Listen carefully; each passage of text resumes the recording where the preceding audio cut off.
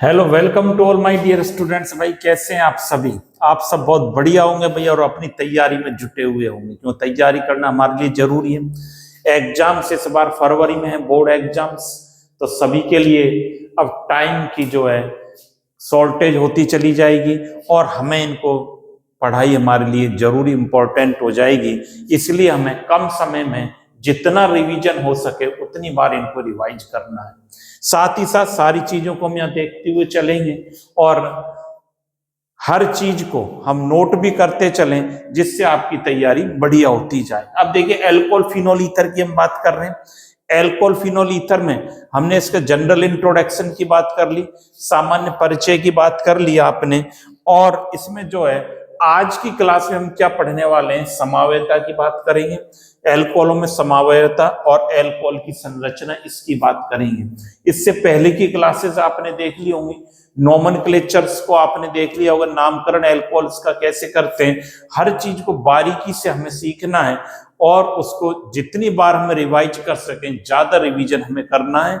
हमें आज देखिए, आज जो हम बात कर रहे हैं समावयवता की बात करेंगे। अब पहली बात तो समावयवता का अर्थ आपको पता होगा, 11th क्लास में पढ़ रखा है, ज्यादा इसको हम डिटेल में नहीं पढ़ेंगे। यहाँ पर देखिए समावयवता क्या है। समावयवता मैं शॉर्ट में ही समझा देता हूं।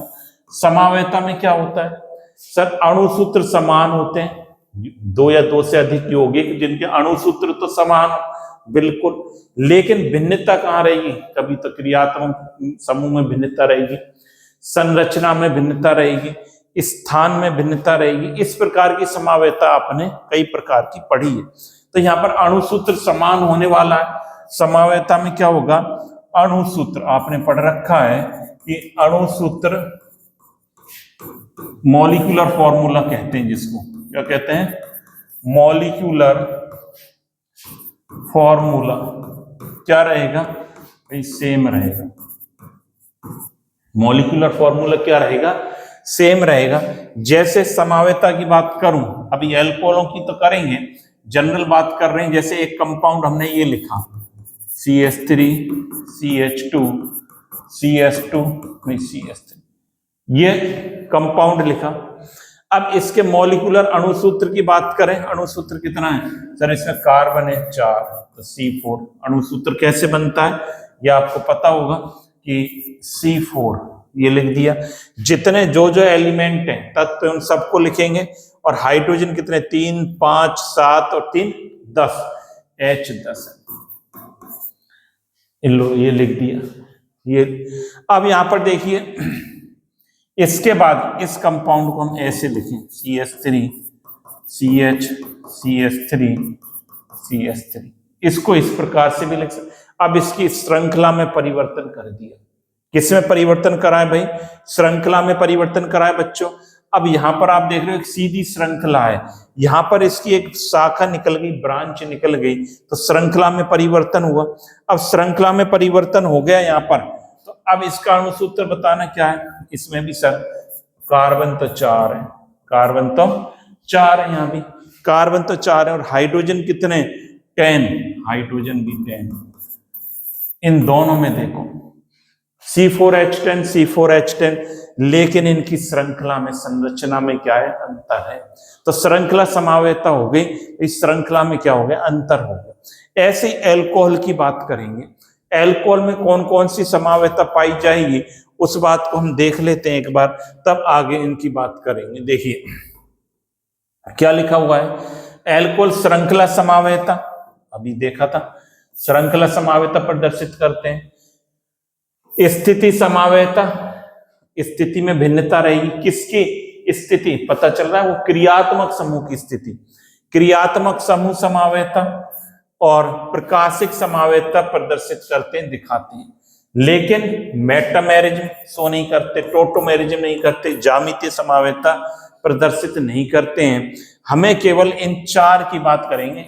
एक श्रृंखला समावयवता, स्थिति समावयवता, क्रियात्मक समूह समावयवता, और चौथी प्रकाशिक समावयवता। 4 समावयवता की बात करेंगे। एल्कोहल में 4 प्रकार की समावेता पाई जाएगी और 4 प्रकार की समावेता को यहाँ पर हम पढ़ेंगे बढ़िया ढंग से, जिससे सारी चीजें आपको समझ में आती चली जाए। तो ये बात आप नोट कर लें, पहली बात। तो अब जो है पहली बात करते हैं, श्रृंखला समावेता की बात करते हैं। श्रृंखला समावेता का क्या मतलब है, इसको समझें। पहली जो आइसोमेरिज्म है, फर्स्ट जो है, या लिख देता हूं, फर्स्ट में बात कर रहा हूं एल्कोहलों में श्रृंखला समावेता।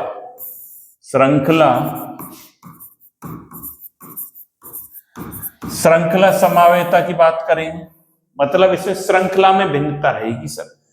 किसमें भिन्नता रहेगी? श्रृंखला में भिन्नता रहेगी। किसकी? कंपाउंड की, यौगिक की। कैसे रहेगी? यहां पर देखिए, श्रृंखला में जैसे एक कंपाउंड हम इस प्रकार से लिखते हैं, ये लिखा जैसे CH3 CH2,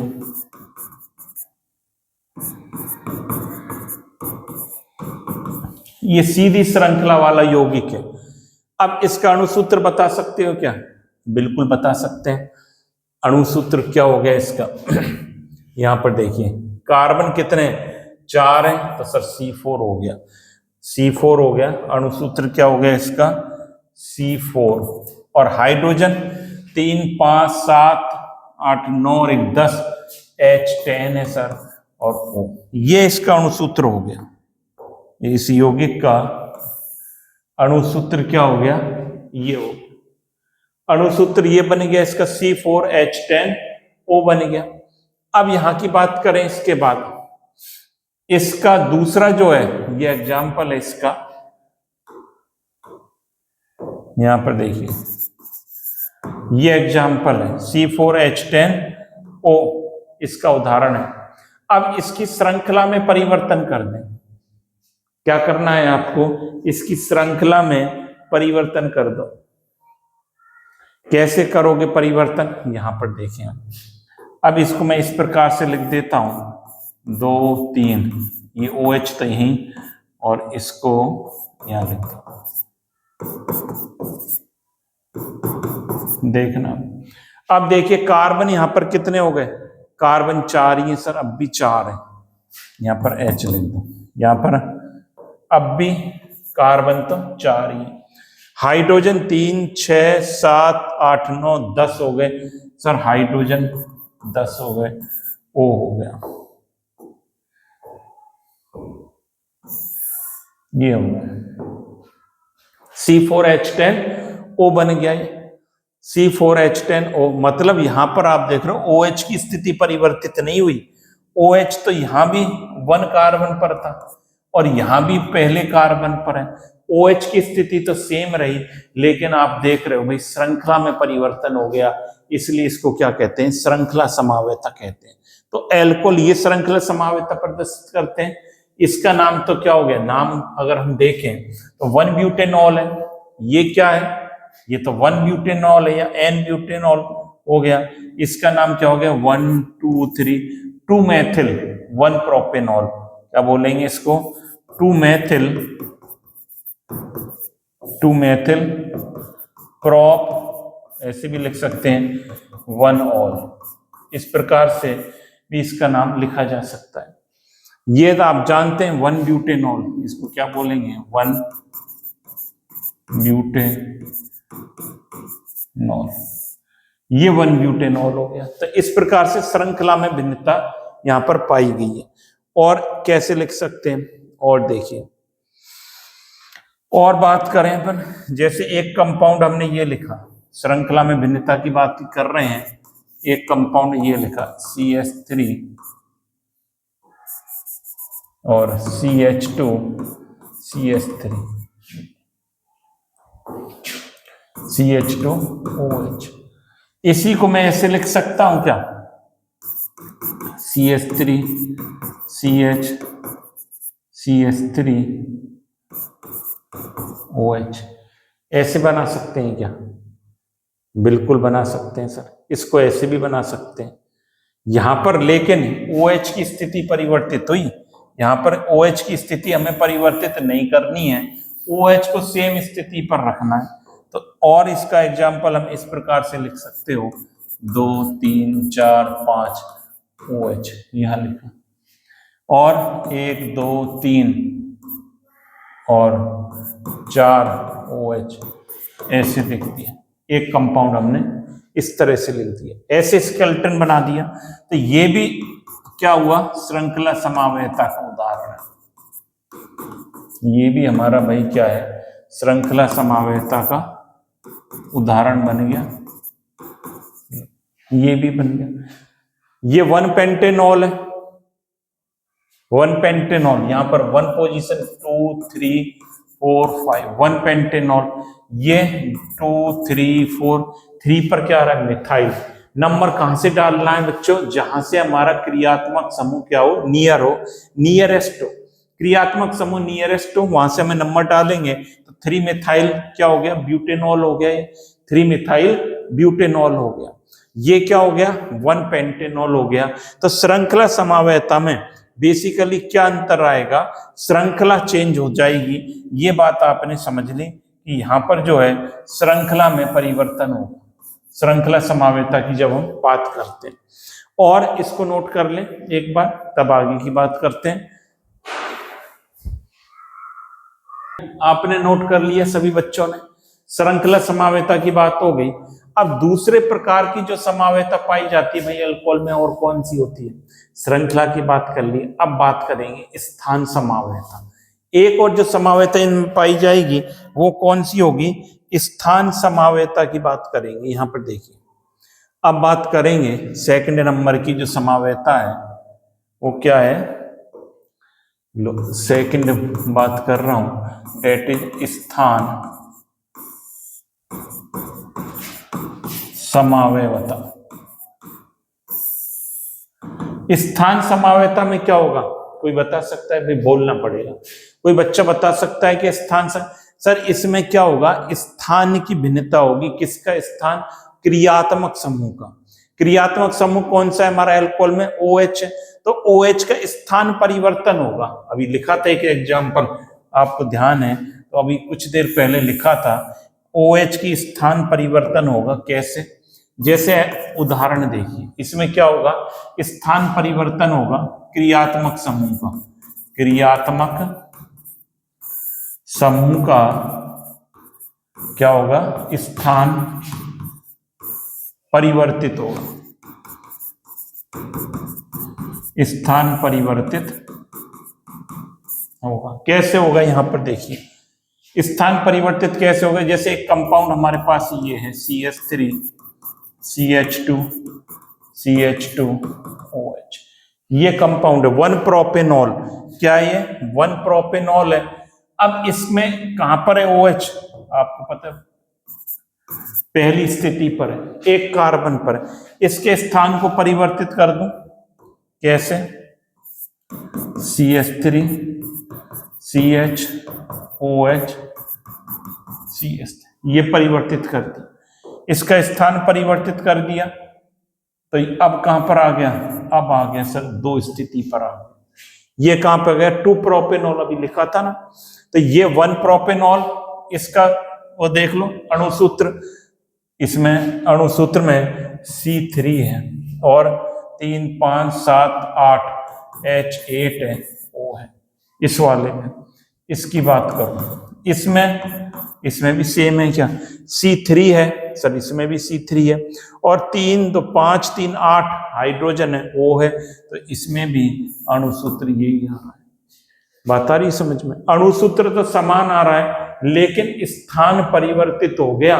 किसका स्थान परिवर्तित हो गया, OH समूह का। इसलिए ये क्या कहलाएगा, स्थान समावयता कहलाएगी। और एक एग्जांपल और बताओ सर, एक और देखो, एक उदाहरण की बात और करता हूं। यहां पर देखिए एक उदाहरण और देख सकते हो आप, जैसे लिखा CH3 CH2 CH2 CH2OH, ये लिखा। दूसरा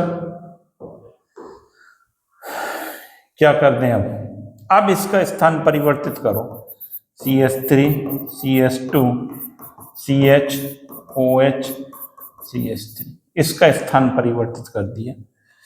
देखना अणुसूत्र देखो भाई, इसका कार्बन कितने इसमें, सर इसमें कार्बन 4 है, हाइड्रोजन 3 तो 5 7 8 9 10 है, हाइड्रोजन 10 है सर। ओ इसमें 3 2 5 6 7 3 10 C4H10 वो दोनों का सेम ही आता है। दोनों का क्या आएगा, अणुसूत्र सेम आएगा। तो स्थान समावयता में भाई किसकी भिन्नता रहेगी, क्रियात्मक समूह का स्थान परिवर्तित होगा। आगे भी काम आएंगे इस प्रकार की समावयता। एल्कोहल में तो इसको और कोई क्रियात्मक समूह हो जाएगा तो उसकी चेंज हो जाएगी। तो ये कंसेप्ट हमें समझना है कि समावयता में हो क्या रहा है। यहाँ पर इसमें स्थान परिवर्तित हो रहा है, तो ये क्या हो गई, स्थान समावयता कहलाएगी। अच्छा, एक प्रकार की और होती है, और कौन सी है, तीसरे प्रकार की है इसमें क्रियात्मक समावयता, उसकी भी बात कर लेते हैं। अब बात करते हैं थर्ड जो टाइप है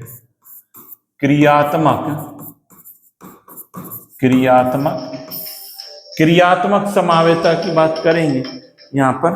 तो क्रियात्मक समावयता को देखिए, क्रियात्मक समावयता की जब बात कर रहे हैं, ये क्या है, क्रियात्मक समावयता। क्रियात्मक समावयता में क्या होगा, यहां पर क्रियात्मक समूह में चेंजेज होगा, क्रियात्मक समूह परिवर्तित हो जाएगा। कैसे हो जाएगा क्रियात्मक समूह, इस बात को समझें। क्रियात्मक समूह ही चेंज हो जाएगा, इसमें एल्कोहल है और दूसरा क्रियात्मक समूह क्रिएट हो जाएगा। कैसे, जैसे मैंने एक कंपाउंड ये लिखा, यहां पर देखिए CH3CH2OH। कोई बता सकता है कि भाई इसका क्या नाम है, क्या नाम है, एथेनॉल है। क्या नाम है इसका, एथेनॉल। लो एक नाम इसका लिख दिया एथेनॉल। मैंने नोमेनक्लेचर आपको सिखा दिया है, इसका IUPAC नाम हो गया एथेनॉल। और क्या नाम हो सकता है भाई, एथिल अल्कोहल भी बोलते हैं सर। लो एथिल अल्कोहल भी लिख दिया, एथिल अल्कोहल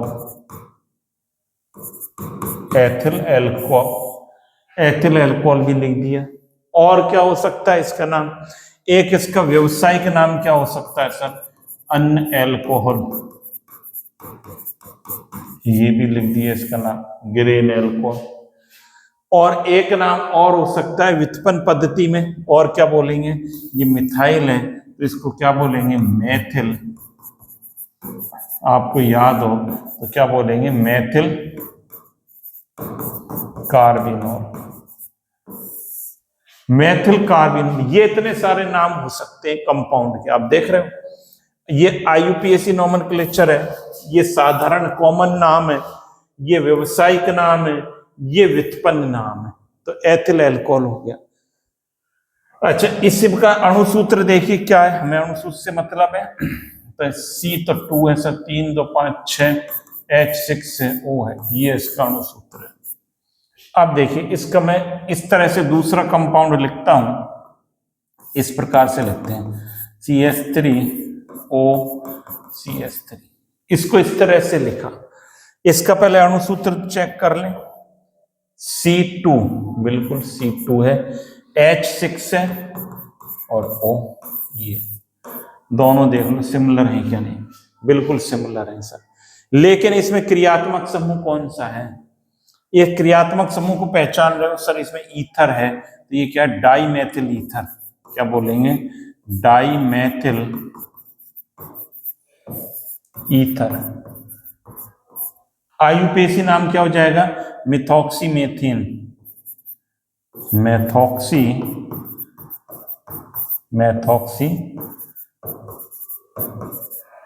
मेथेन, ये हो जाए मेथॉक्सीमेथेन, इसका IUPAC नाम हो जाता है। तो इस प्रकार से हमें क्रियात्मक समावयता की बात हो गई।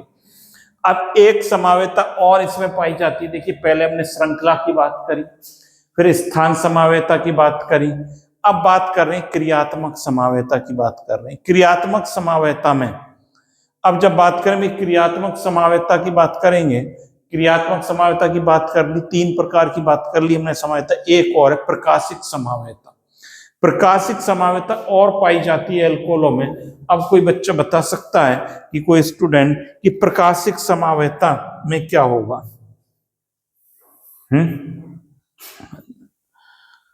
प्रकाशिक समावयता का क्या मतलब है, यहां पर देखिए। जब प्रकाशिक समावयता की बात करते हैं जो चौथी प्रकार की है प्रकाशिक समावयता। प्रकाशिक समावयता में क्या होगा, यहां पर देखिए एक कंपाउंड में इस प्रकार से लिखता हूं CH3 OH लिख दें यहां और CH2 CH3 यहां पर H जोड़ दो।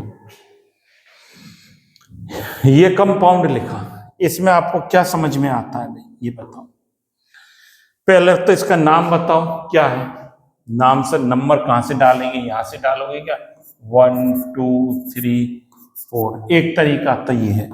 दूसरा तरीका 1 2 3 4, दूसरा तरीका नंबर डालने का ये है। अब आपको ये बताना है, ये क्या हो गया इसमें, रुक जाओ। अब आपको क्या बताना है,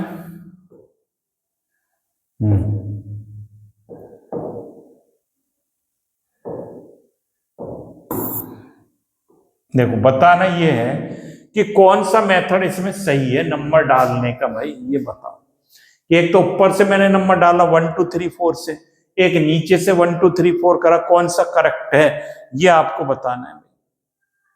सर यहां से नंबर डालते हैं तो OH आता है 3 नंबर पर, आप देख रहे हो, और यहां से ऊपर से नंबर डालते हो तो OH आता है 2 नंबर पर। सर ये तरीका ठीक है, ये वाला नंबरिंग वाला तो बिल्कुल गलत है, यहां से 3 नंबर पर आ रहा है। गलत क्यों है कि इसको मिनिमम कम से कम अंक मिलना चाहिए OH समूह को, तो ये वाला ठीक है, बिल्कुल ठीक है। पहली बात तो नाम क्या हो जाएगा 2 ब्यूटेनॉल हो जाएगा, ब्यूट 2 ऑल, और क्या लिख सकते हैं ब्यूट 2 ऑल, ये इसका नाम लिख सकते हैं 2 ब्यूटेनॉल। अब यहां पर देखिए और इसमें क्या स्पेशलिटी आपको दिखाई देती है, ये वाला कार्बन, इसको देखिए स्टार बना दी, इस कार्बन को देखें, यहां पर जो है चारों संयोजकताओं पर, एक पर एथिल जुड़ रहा है, एक पर OH जुड़ रहा है, एक पर मेथिल, एक पर हाइड्रोजन, चारों संयोजकताओं पर 4 अलग अलग समूह जुड़े हुए हैं। तो इसका मतलब क्या हो गया कि प्रकाशिक समावयता कौन से यौगिक प्रदर्शित करेंगे जिनमें ऐसा कार्बन हो जिसकी चारों संयोजकताओं पर अलग अलग समूह जुड़े हुए हों। और ऐसा कार्बन क्या कहलाता है, ये वाला जो कार्बन है ये क्या कहलाता है कीरेल कार्बन, आपको पता है ये तो कीरेल कार्बन। और क्या कहते हैं इसको असम्मित कार्बन या असम्मित कार्बन इसको बोला जाता है, असम्मित कार्बन इसको बोला जाएगा। मतलब जिस यौगिक में असम्मित कार्बन होगा वो प्रकाशिक समावयता दर्शाएंगे। इसका मतलब ये हो गया भाई, इसका मतलब ये हो गया कि प्रकाशिक समावयता कौन से अल्कोहल दर्शाएंगे जिसमें असम्मित कार्बन होगा। तो ये बात हमें समझनी है असम्मित कार्बन की, और एक एग्जाम्पल से और समझ सकते हो इस बात को। तो यहां पर आप नोट कर लें इसको, एक और एग्जाम्पल नोट कर देखिए, एक और बात करते हैं। ये कंपाउंड है बिल्कुल, यहां पर OH जोड़ दो, CH3H CH2 CH2, नाम बताना भाई इसका क्या है, पहले तो नंबर यहां से दे दो 3 4 5, 2 पेंटेनॉल है सर, या पेंट 2 ऑल, बिल्कुल ठीक है। तो इसका नाम लिख देता हूं पहले तो पेंट 2 ऑल है सर ये, या 2 पेंटेनॉल इसका। अब यहां पर इस कार्बन को आप देखें, ये कार्बन कैसा है असम्मित है क्या, बिल्कुल है सर। इसकी चारों संयोजकताओं पर 4 अलग अलग समूह जुड़े हुए हैं, इसलिए ये कैसा है असम्मित कार्बन। ये कैसा कार्बन है असम्मित कार्बन कहलाता है। ये असम्मित कार्बन है, और जिस अल्कोहल में असम्मित कार्बन होगा वो क्या दर्शाएंगे प्रकाशिक समावयता दर्शाते हैं। तो आप ये बात समझ लें कि असममित कार्बन में जिसमें होगा अल्कोहल में वो प्रकाशिक समायोजकता प्रदर्शित करेंगे। इतनी बात आपके समझ में आ गई तो इसको डन लिखते हुए अपन इसको नोट कर लें, इसको नोट कर लें भाई, इसको तब आगे की बात करें। कर लिया भाई ये नोट? बिल्कुल कर लिया था। अब आगे की बात करते हैं।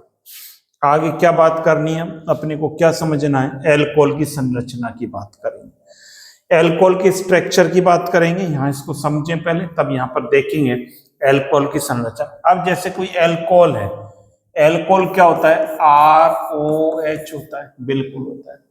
अब कोई बच्चा ये बता सकता है क्या, कोई स्टूडेंट, इस ऑक्सीजन पर कितने लोन पेयर हैं? पहली बात तो लोन पेयर पर आ जाओ। ये यहां पर क्या है? सिग्मा बॉन्ड, ये भी सिग्मा बॉन्ड है। ऑक्सीजन पर लोन पेयर, लोन पेयर कहते हैं एकाकी इलेक्ट्रॉन युग्म। सर दो होते हैं, कैसे निकालते हो? 8 होता है, 1s2 2s2 2p4 लिख दूं क्या? लिख दो सर। 4 6 2 8। आउटर सेल में इसमें सर कितने इलेक्ट्रॉन है? 6 इलेक्ट्रॉन है। आउटर सेल में कितने हैं? 6 इलेक्ट्रॉन। आउटर सेल में 6 इलेक्ट्रॉन है। अब यहां पर देखिए, जो आउटर सेल में 6 इलेक्ट्रॉन हैं, दो बॉन्डिंग में काम में आ रहे हैं, शेष कितने रह गए? बैलेंस इलेक्ट्रॉन, या मैं कहूं शेष इलेक्ट्रॉन यहां पर कितने रह गए? 6 - 2 = 4 रहे। 4 का मतलब पेयर कितने? 2 पेयर है। तो LP लोन पेयर यहां पर कितने हुए? 2 हुए, 1 और 2, ऐसे लिखते हैं। तो ऑक्सीजन पर 2 लोन पेयर है, पहली बात तो ये। अब ऑक्सीजन पर संकरण कैसा है ये बता सकता है क्या कोई बच्चा?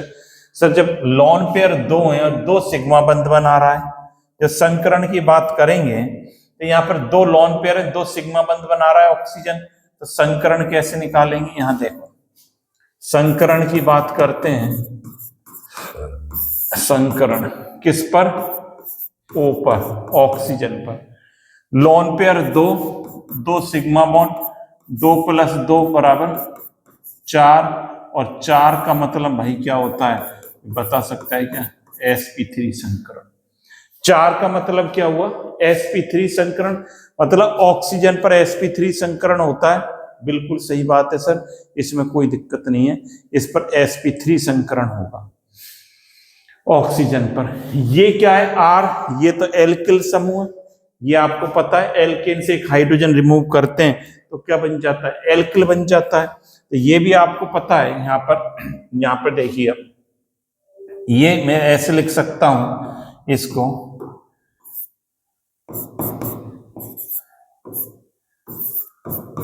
CH3OH, ऐसे लिख सकते हैं, बिल्कुल लिख सकते हैं सर। CH3OH लिख दिया। अब इस कार्बन पर, जैसे ये यहां देखो, ये हटा देता हूं, ये H। अब कार्बन पर संकरण पूछा जाए, इस पर संकरण, इस पर कोई बता सकता है? ये सिग्मा, ये लोन पेयर कार्बन पर कितने? 0। यहां पर लोन पेयर 0 है, तो 4 + 0 = 4। इसका मतलब इस पर भी sp3 संकरण। या इस कार्बन पर भी कैसा संकरण निकल कर आया है? sp3 संकरण। एक बात अब क्लियर हो गई कि अल्कोहल में कार्बन पर और ऑक्सीजन पर, दोनों पर संकरण जब हम देखते हैं तो कैसा निकल कर आता है? डेट इज sp3 संकरण निकल कर आएगा। इसमें किसी को दिक्कत है क्या ये बताओ? इसमें किसी को दिक्कत आ रही है क्या भाई? sp3 संकरण निकल कर आएगा, यहां कोई दिक्कत है क्या किसी को? नहीं होनी चाहिए इतनी दिक्कत तो नहीं है, तो नोट कर लें। ये बात आपने नोट कर ली होगी कि यहाँ पर sp3 संकरण है। तो अब यहाँ पर देखिए, अब कैसे लिख, मतलब दोनों sp3 संकरित हैं। इसका मतलब क्या हो गया कि ये दोनों क्या हैं? sp3 संकरित हैं। जब मैं कार्बन को लिखता हूं ऐसे, कार्बन पर ये इसके कक्षकों को ऐसे बना देता हूं, ये कार्बन 4 sp3 बना दिए। ये ऑक्सीजन है, ये ऑक्सीजन लिख दिया। यहां पर इसके कक्षकों को बना देते हैं, ये इसके sp3 बना दिए ऑक्सीजन के। एल्कोहल की बात कर रहे हैं। अब यहां पर देखिए ये ओवरलैपिंग हो रही है तो ये सिग्मा बॉन्ड बनता है। यहां पर क्या जुड़ रहा है सर, एक H, ये H और ये भी H, ये H जुड़ रहे हैं। एक ऑक्सीजन पर H जुड़ा रहता है, यहां पर एक लोन पेयर, ये लोन पेयर, ये इस प्रकार से है, इसकी ऑर्बिटल स्ट्रक्चर इस प्रकार से रहती है एल्कोहल की। तो इसे भी आप नोट कर लें तो बढ़िया रहेगा, इसे भी नोट कर लीजिए। यहां पर देखें और क्या देखना, मैंने ऐसे लिखा है ऑक्सीजन H, ये कार्बन, ये H, ये दो लोन पेयर।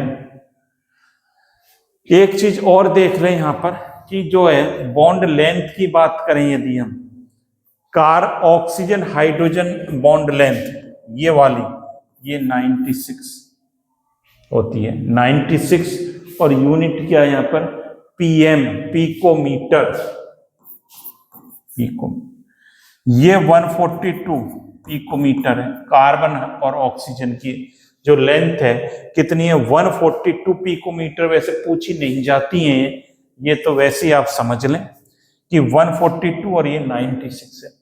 एक बात जो इंपॉर्टेंट है यहां पर भाई वो क्या है, ये बॉन्ड एंगल जो sp3 हाइब्रिडाइजेशन है कार्बन ऑक्सीजन के बिटवीन, और आपने पढ़ रखा है प्रीवियस क्लास में 11th में पढ़ा है ना, 11th में, ये बर्बाद कर दी थी 11th, सर 11th तो बर्बाद थी हमारी, 11th के हाल तो बेहाल थे। यहाँ पर देखिए जब sp3 संकरण रहता है तब बंद कोण कितना रहता है, 109 डिग्री 28 मिनट का रहता है। यहाँ पर बंद कोण घट जाएगा, क्यों घट जाता है, दो लोन पेयर आ जाते हैं, लगभग 108 डिग्री का बॉन्ड एंगल यहाँ पर हो जाता है। बॉन्ड बंद कोण कितना हो जाता है, लगभग 108 डिग्री का हो जाता है। ये बात हमें समझनी है यहाँ पर, तो इसको नोट कर लें। बंद कोण क्यों घटा, ये दो लोन पेयर के कारण इनका रिपल्सन क्या होता है, ज्यादा होता है। ये लोन पेयर है भाई, ये मैंने इलेक्ट्रॉन पेयर लिख दिए हैं, ये लोन पेयर है, इसलिए बंद कोण यहाँ पर घट जाता है, तो इसको भी नोट कर लें। तो ये बना लिया आपने, बिल्कुल बना लिया सर, ये क्लियर है सारी चीज। अब यहाँ पर देखिए ये इसकी, ये हमने देख ली, कक्षीय चित्र देख लिया। यहाँ पर देखो ये बात और आप नोट कर लें, लिखी हुई है यहाँ पर, CO के बीच की बंद लंबाई 142 पिकोमीटर होती है, OH के बीच की बंद लंबाई 96 पिकोमीटर होती है, और बंद कोण 108 डिग्री होता है, क्योंकि लोन पेयर जो भी बात बताई थी, लोन पेयर के बीच उच्च प्रतिकर्षण के कारण ऑक्सीजन, ये क्या है, ऑक्सीकारक नहीं है, ये सही लिख लेना, ऑक्सीजन पर बंद कोण 109 डिग्री से घटकर 108 डिग्री हो जाता है, ये बात लिख लेना यहाँ पर। अब देखिए एक दो क्वेश्चंस करते हैं। प्रीवियस आपने जो क्लास थी वह कितना पढ़ा, उस क्लास को कितना सीखा आपने, उस क्लास को उससे रिलेटेड अभी चेक कर लेते हैं आपने कितना पढ़ा है। देखिए एक कंपाउंड है, इनके निम्नलिखित यौगिकों के IUPAC नाम लिखने हैं। IUPAC नाम लिखना है भाई, जैसे ये यौगिक है, कैसे लिखोगे, इंपॉर्टेंट है। इसमें देखिए दो तरीके हैं इसमें नाम लिखने के, दो तरीके हैं सर, बिल्कुल। एक तो ये, इसको 1 नंबर, 2, 3, 4, 5, 6 दें, इसको 6 नंबर दें, इस तरह से दें। तो कैसे लिखोगे नाम, पहला फर्स्ट A नाम तो इसका ये हो जाएगा, 3 पर क्लोरोमेथिल, और 3 पर, ये 4 पर तो क्लोरोमेथिल है, और 3 पर क्या है, हाइड्रोक्सीमेथिल है। 4 पर तो ये क्या, कौन सा समूह है, CS2Cl, क्लोरोमेथिल। क्या नाम लिखेंगे, ऐसे लिखेंगे 4 क्लोरोमेथिल, 4 पर तो क्लोरोमेथिल आ गया, बिल्कुल आ गया। और 3 पर हाइड्रोक्सीमेथिल,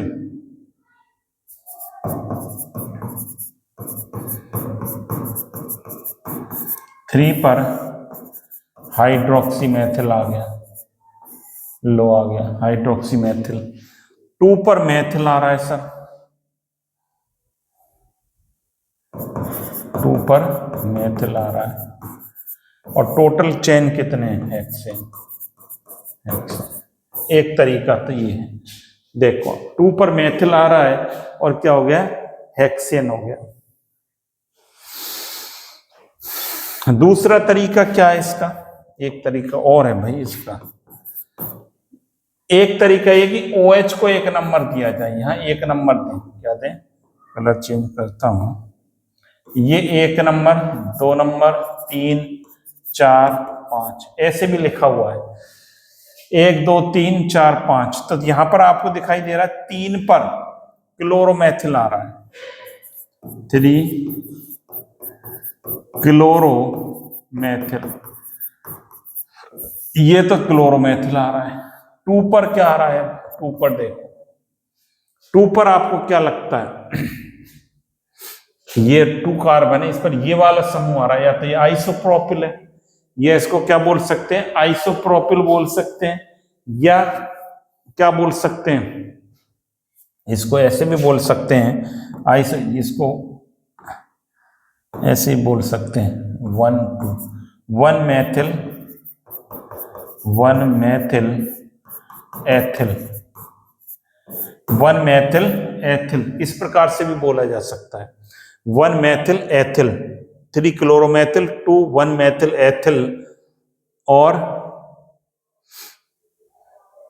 कितने कार्बन, पेंट 1 ऑल, क्या लिखेंगे, पेंट 1 ऑल, ये इसका नाम हो सकता है, ये आप नोट कर लें, इसका नाम इस प्रकार से होगा।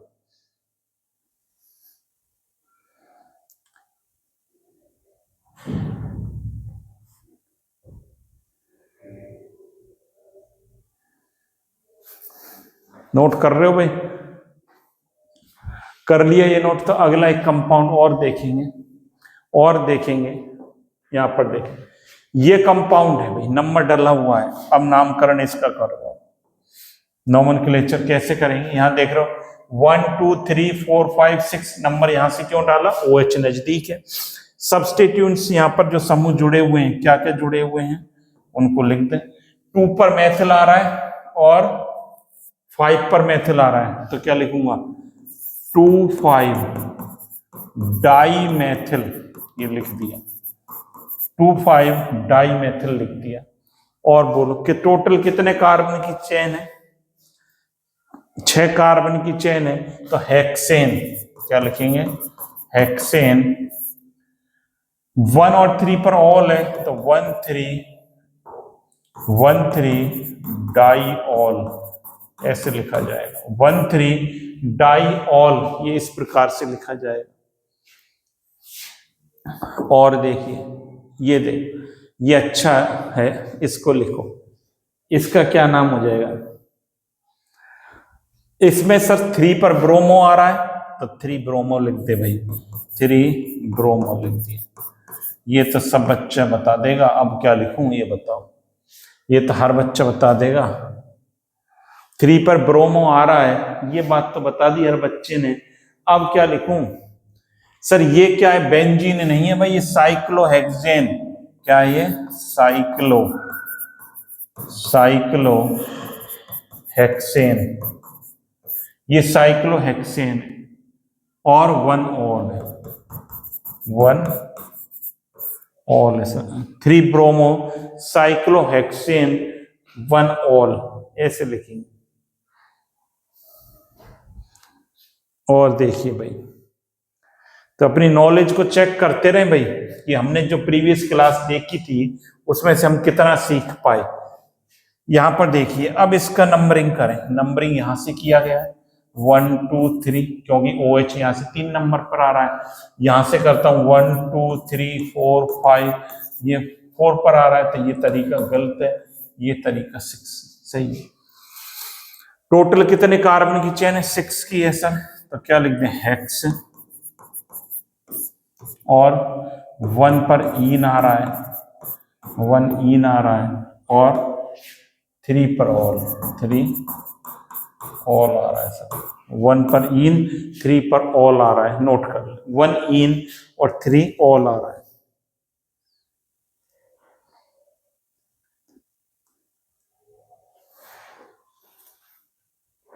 लिख लिया। एक और है क्या, और है क्या, एक और है अभी तो। नंबर डाला हुआ है यहाँ पर 1 2 3 4, ये डाला हुआ है। नॉमेनक्लेचर करें, कैसे करेंगे? 2 और 3, ये एक CS3 एक BR। अब देखता हूँ पहले CS3 को लिखूं नाम में या BR को लिखूं, ये बताना पड़ेगा भाई किसको नाम में पहले लिखा जाएगा। BR ब्रोमो से चालू होता है, मेथिल M से चालू होता है, M पहले आता है अल्फाबेट में, BR B, सर B पहले आता है, तो क्या लिखोगे? 2 ब्रोमो, 2 ब्रोमो लिख दिया। 3 मेथिल लिख दो, 3 मेथिल। और क्या है? और है टोटल 4 कार्बन है, तो ब्यूट, ब्यूट 2 पर इन, 2 इन 1 ऑल, ऐसे लिखेंगे 2 इन 1 ऑल, इस प्रकार से नाम इसका लिखा जाएगा। तो मैं समझता हूँ लगभग हो जाने चाहिए, और तो कोई नहीं है, देख लेते हैं एक बार और भी है क्या। यही है। तो देखिए आपकी प्रीवियस नॉलेज भी चेक हो गई।